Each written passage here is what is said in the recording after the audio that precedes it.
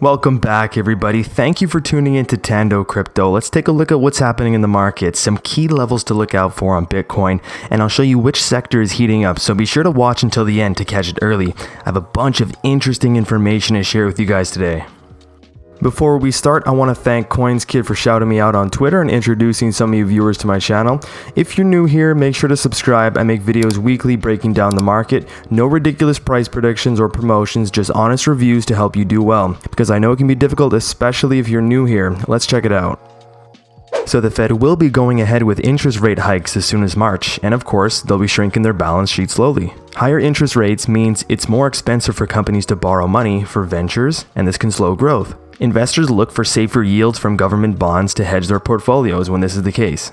Rate hikes have caused recessions in the past, but have always recovered. It's important to fight inflation to keep consumer goods at a fair price. There's no real way around it.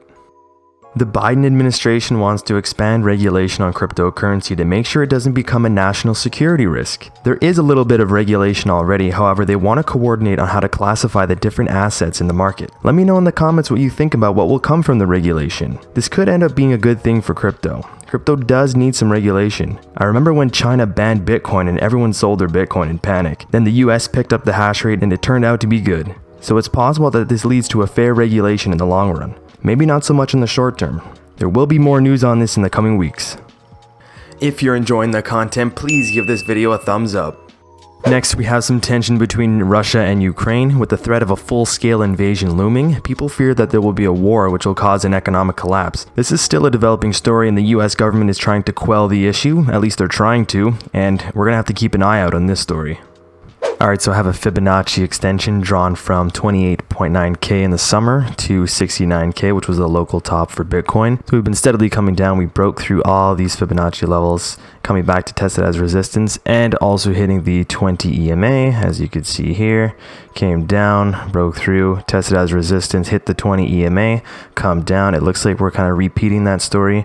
Break down the 0.786, come back, test it as resistance, bump into the 20 EMA again. Now we have to think what would be a bullish scenario. So are we going to come down, make a W bottom, go break out, come back, test, and go up? Are we going to break through, come back, test as a resistance, come back down to 28.9k, maybe make a W bottom here, break out, test the break, and go up from there? Only time's going to tell, but these are the levels to look out for sure. So now what we're going to do is we're going to switch over to the monthly time frame. We can see that we're still holding the 20 EMA on the monthly, which is about 37.2k at the time of making this video. If we do close below, I don't think that's going to be good. We're going to go test these levels, 28.9k. If we do break below that, expect to retest it, come down, and then test the 20.3k level, which is the 50 EMA on the monthly.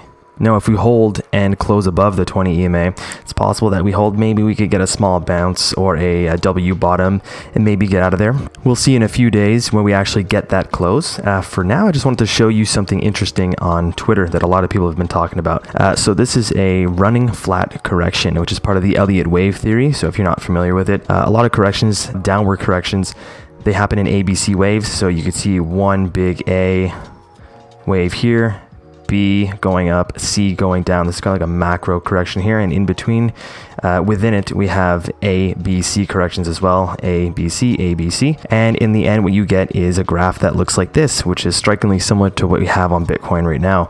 And in the end, you can see that there is a nice bullish reversal to that. That could be a little bit of hopium. It does resemble it. So we'll see. We have to see what the monthly close, and we have to see what happens with the price within the next few days. And now the Sandbox Metaverse token gains 40% after Snoop Dogg Warner Music partnership. And if you go to his Twitter, he's been posting non-stop about the Metaverse and Sandbox. Here, let's take a look. Okay, I got some music. Okay. That is dope. Okay. What would you be doing with Snoop Dogg in the Metaverse? Would you be smoking a do with him? Let me know in the comments section below. All right, but in all honesty, I think that's really good for crypto. Having celebrities play in the Metaverse is going to get a lot of eyes on crypto. I think it's very, very bullish.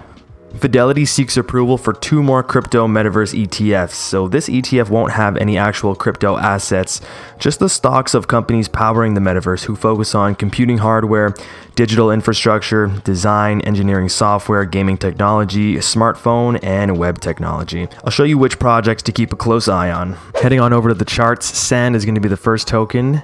So we've come off a long way since 850, the all-time high. It looks like we put in 5 waves here. 1, 2, 3, 4, 5. So that's a pretty extended correction. And we hit the support around here. And now that Snoop Dogg is getting into it, we could be getting a reversal. So if we are getting a reversal, maybe try to look for a W bottom. Up here, come back, test this region here. Break, come back, test, and go.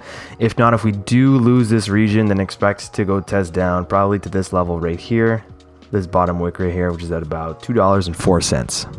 Next, we're going to take a look at Sol. I covered it briefly in a previous video. Sol, smart NFTs, gaming blockchain is going to be very, very hot, especially if the gaming crypto bull run comes back.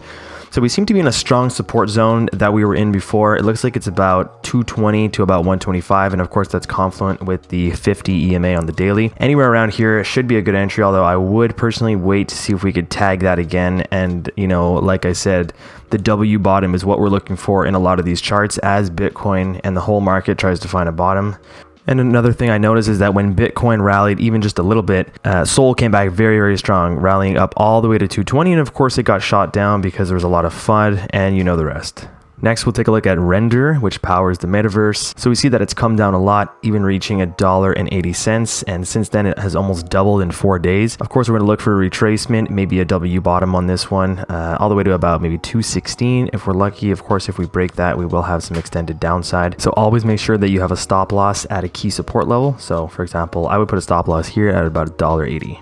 Next, we're going to take a look at UOS Ultra, which is the steam of crypto gaming. Of course, we had 1, 2, 3, 4, 5 wave correction, and now we're sitting at support at around the $1 level. Of course, if we do get a W bottom, expect it to go down to about the 80-cent region.